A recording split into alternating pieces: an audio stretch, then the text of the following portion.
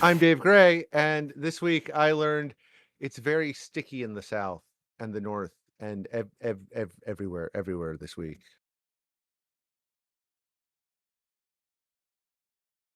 I'm Kevin Matthews, and this week I learned that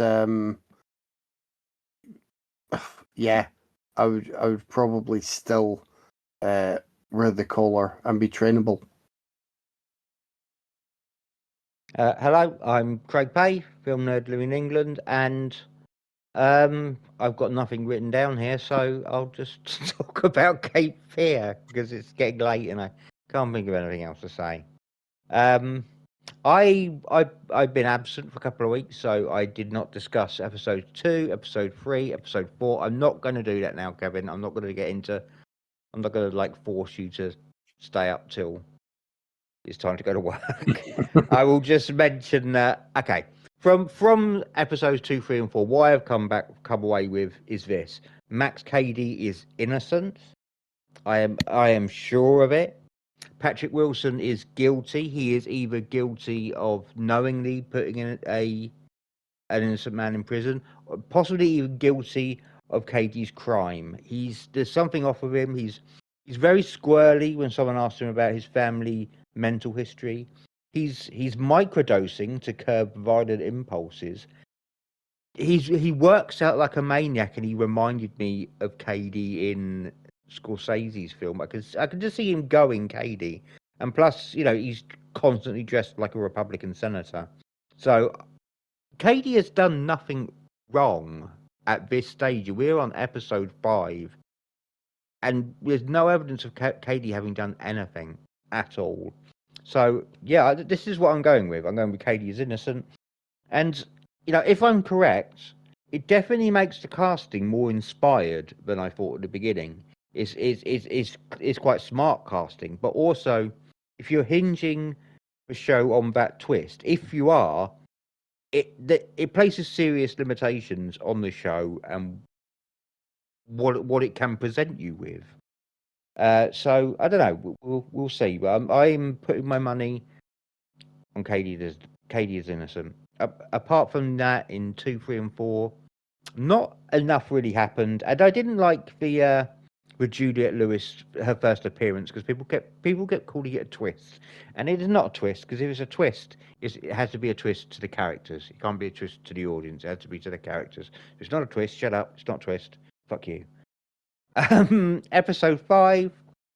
Yeah, I like this one. It's kind of building steam quite slowly, but I think what's happening is there's a lot of good character work from the main three actors.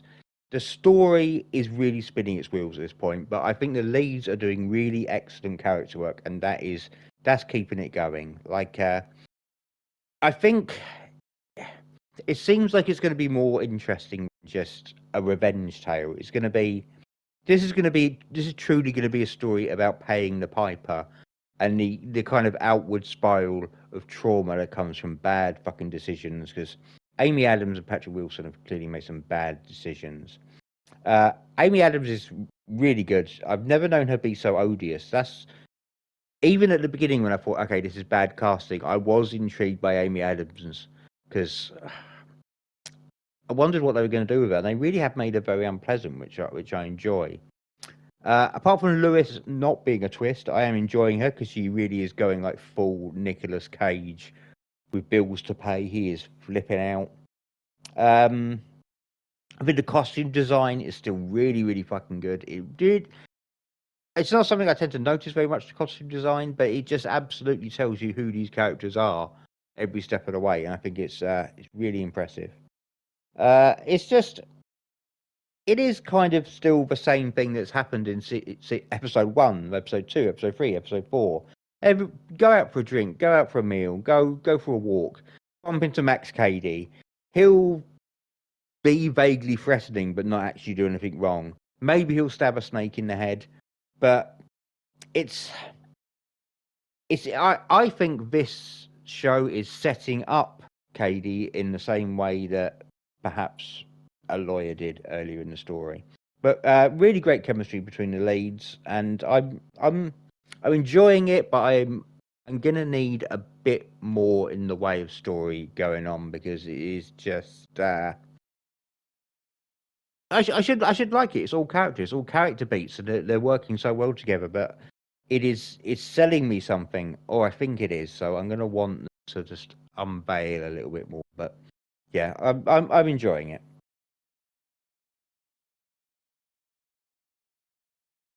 Yeah, I'm also really liking it. I think the cast is fantastic. Uh, I I agree that they could go. It could go either way from here. I really liked the reveal at the end of the episode. That was really solid. How they were able to keep that hidden for 4 episodes. Mm. I'm really curious to see what they do with Katie's past.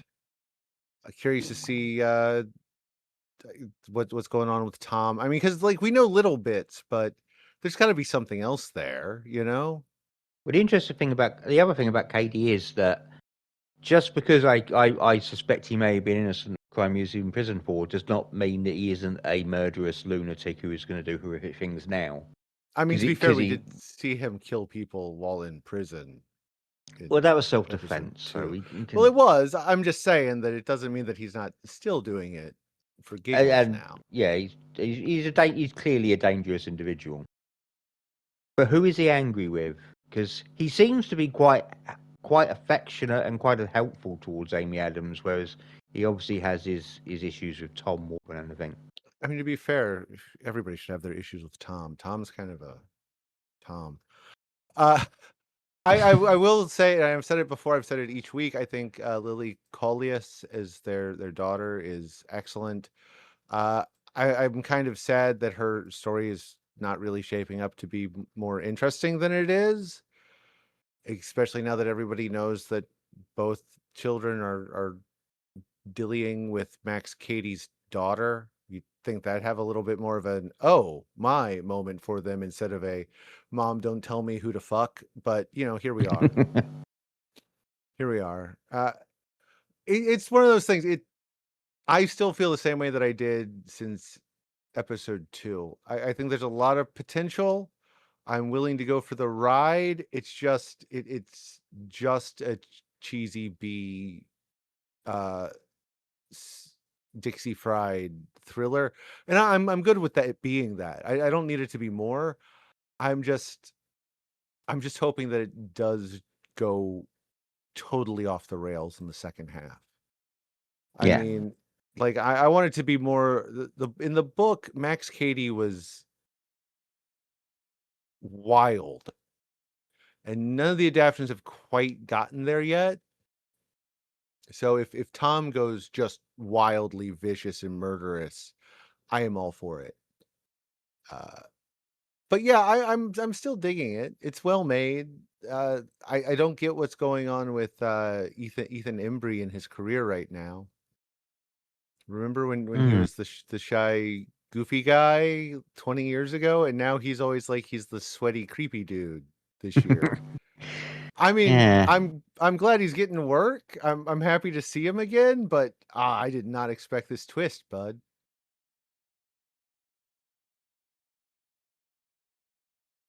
It's the curse of being one of the actors who played Rusty Griswold.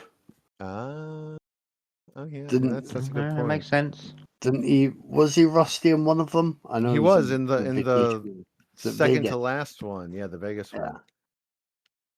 I think basically the Um, more of his hair he lost, the more like, no, you're getting creepier. You're getting creepier. I mean, Every to be time that fair, it moves back, you get just a little bit creepier. I was remiss earlier in that I didn't share with you a rating system that we now have in this household. Vicky mocks me. You'll enjoy hearing because of the whole Kevin Seven thing, which I think I've told you before. She shortened to Kev Sev to further mock me, just you in did a mention short and that. snappy phrase. But then we Well, figured out, imagine giving a Kevin 5. Imagine giving a Kevin 5 for an objectively great film. Imagine that. Or even a well, Kevin 7. um, People aren't even but, going to know what we're referencing. but we But don't worked worry, out I'll that mention it again. Vicky's often not as kind as me, so she'll often give a Vic 6. So that's what Ah. she likes to do. And I think this week's episode teetered on a Vic 6. This was certainly the first time I liked the ending, but there was a lot of the rest of this episode that, compared to the rest of the season, was lesser. And I started to worry that this is the halfway point. Like we've still got a bit to go, and I don't know. Maybe I just wasn't in the right mood. Like I didn't like this homage this time around, the cinema scene. Maybe because I was distracted trying to place the movie, and eventually saw someone mention that it was Babe 2 Pig in the City, which I had seen. I was like, of course, that's what it is. It's got this really weird and wild ending. I think the Um, actress is a bit of a weak link as well.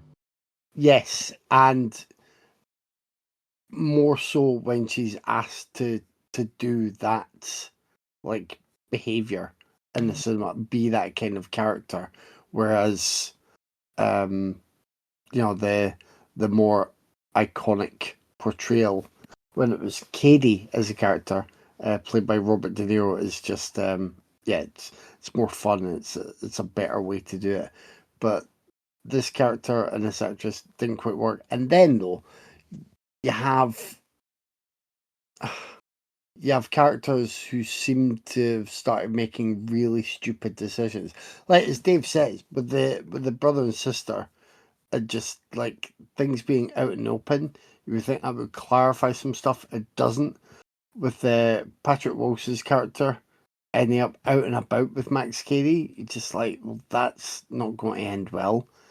And yet he's then comfortable enough to have a drink with him, have a few drinks, get some stuff off his chest.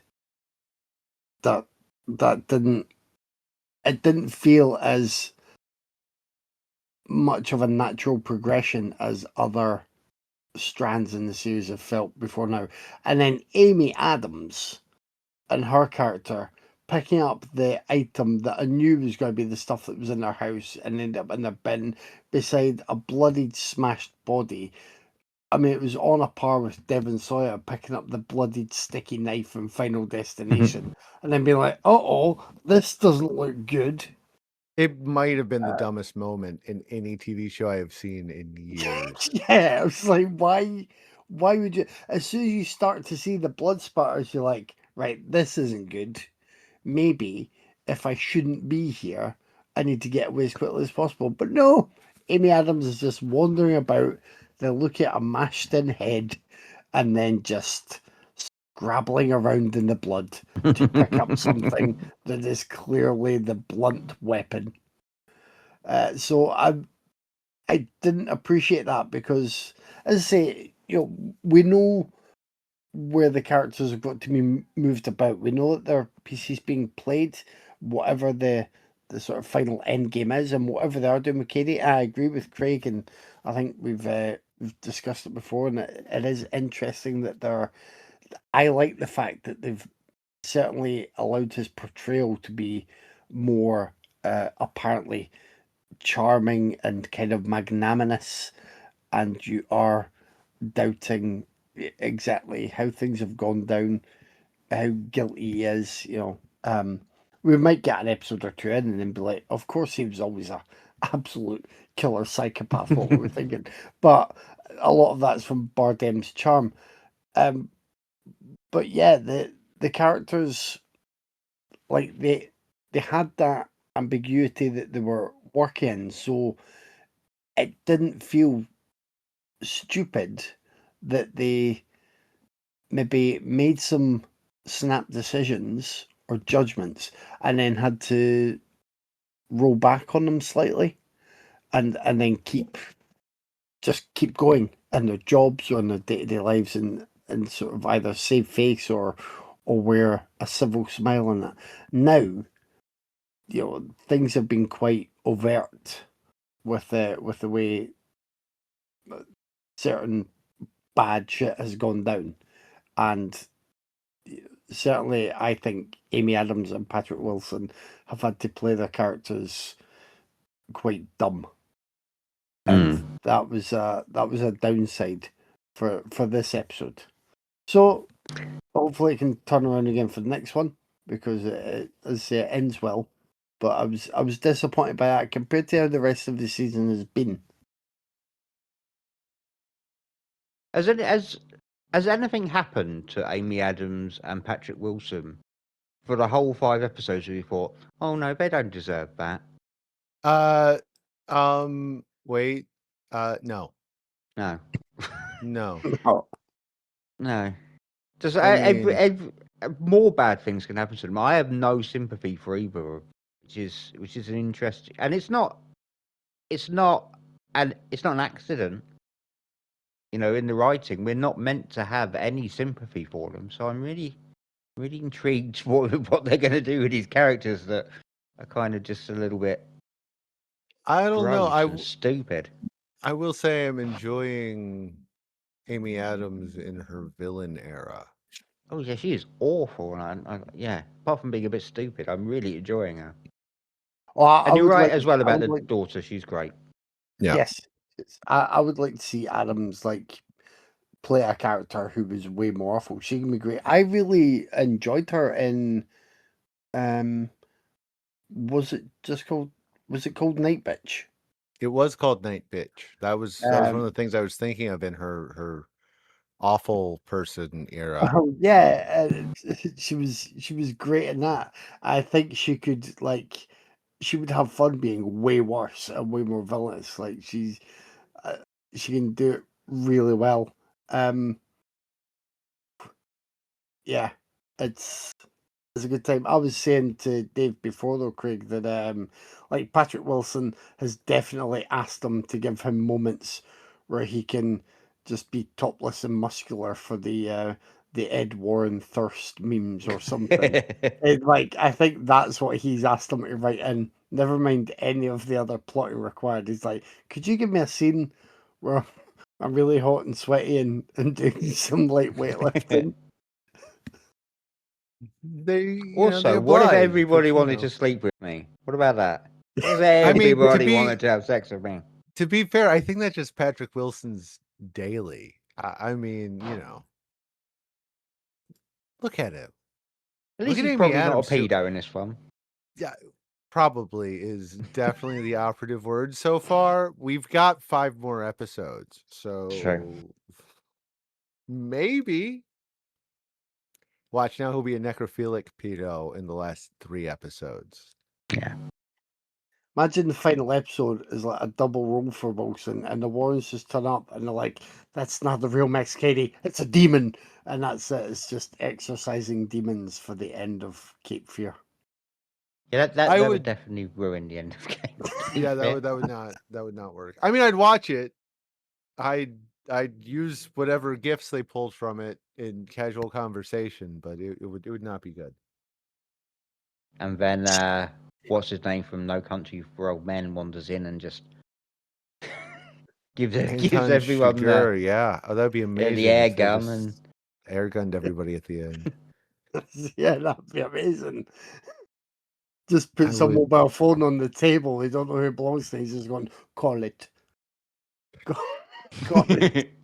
That was not an ending I expected, but yeah, that sounds a fantastic.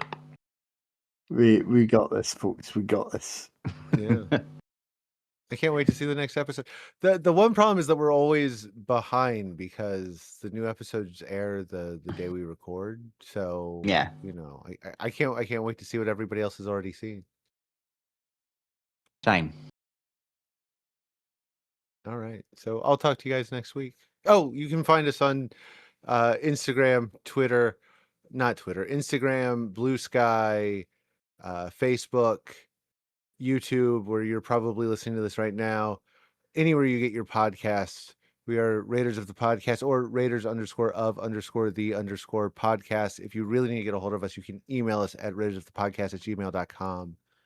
Or go on Thanks for listening. Letterboxd and have a look at Kevin's yeah. sickening Letterboxd account with all of its grotesque errors and just He does he does have a good list of everything we've covered so far. It's the only one in existence because God that's knows I true. can't remember. There's that as well.